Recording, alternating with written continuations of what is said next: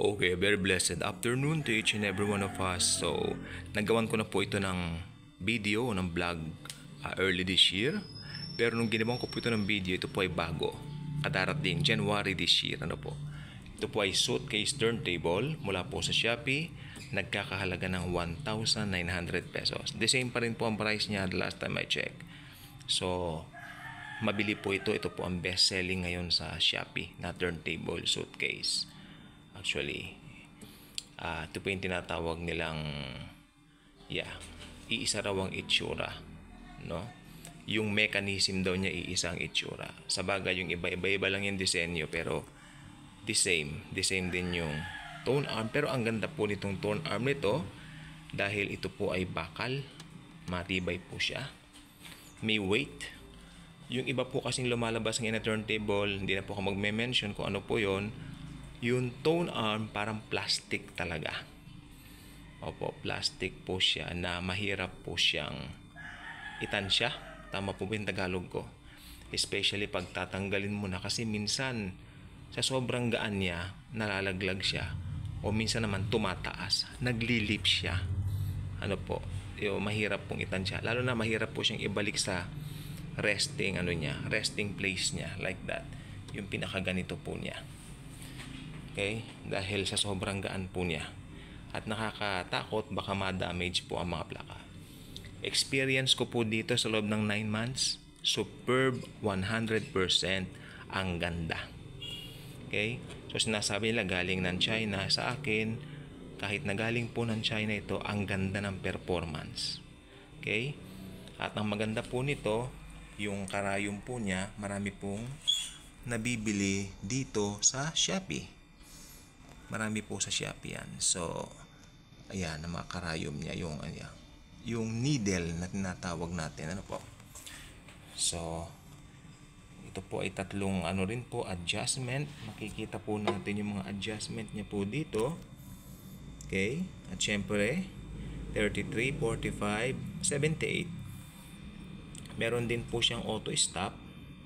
Kung ayaw mong gamitin yung auto stop, i-on po ninyo yung pag-ikot, no? Yung turning. Dito naman po yung BT, Bluetooth yan. Line in, kung magsasaksak ka ng device mo like cellphone and all that. Pero syempre, hindi na po ideal ngayon yan, may Bluetooth na, ano po. Mono, yan po. On and off, power, max, headphone. Pwede ka makinig dito sa headphone. So, after ilang months, 9 months of gamit ko to, ang ganda. Ito po ang turntable na highly recommended ko sa inyo. Dahil yung isa pong binili kong turntable last year, napansin ko po yung karayom po niya, madali pong magbago ang tunog, kako na lang. Ano po? Pero maganda pa rin po. Hindi ko na lang po panghalanan. Pero na-impress po ako ng husto dito. Dahil ang ganda-ganda po talaga. Bukod sa maganda na yung itsura, ay talaga naman pong friendly kung tawagin yung presyo. Okay? Hihinaan ko lang po, pero itatry natin mag-play ng plaka. 45. So, yan po. Ganyan po siya pag umiikot siya. Okay, nakahina. Gawa nga ng copyright issues. Yan lang po siya. As you can see, maganda po siyang tignan. Ano po? So yun, mangungulit-uli ako. Mag-subscribe naman po kayo dito.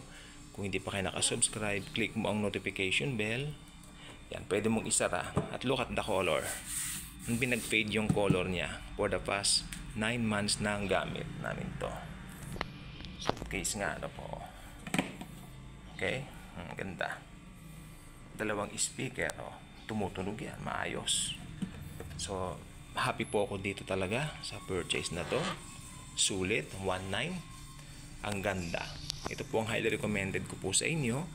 Yung mga magplaka pa lang, yung mga mag-uumpisang magplaka.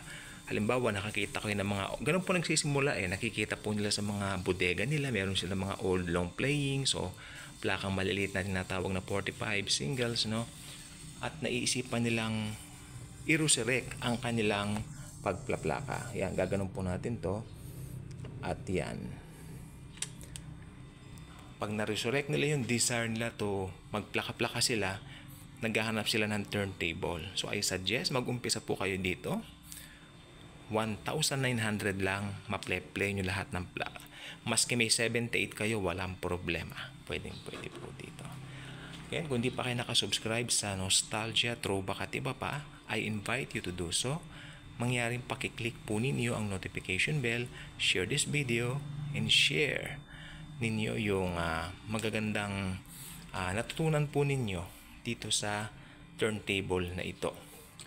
Ito po ay magandang turntable. Taliwas doon sa mga negative comments na sinasabi o ibinabato tungkol dito sa mechanism na ito. Napakaganda po nito. Ingatan lang po natin. Ano po? So again, thank you po. And as always and forever, Jesus truly loves us all.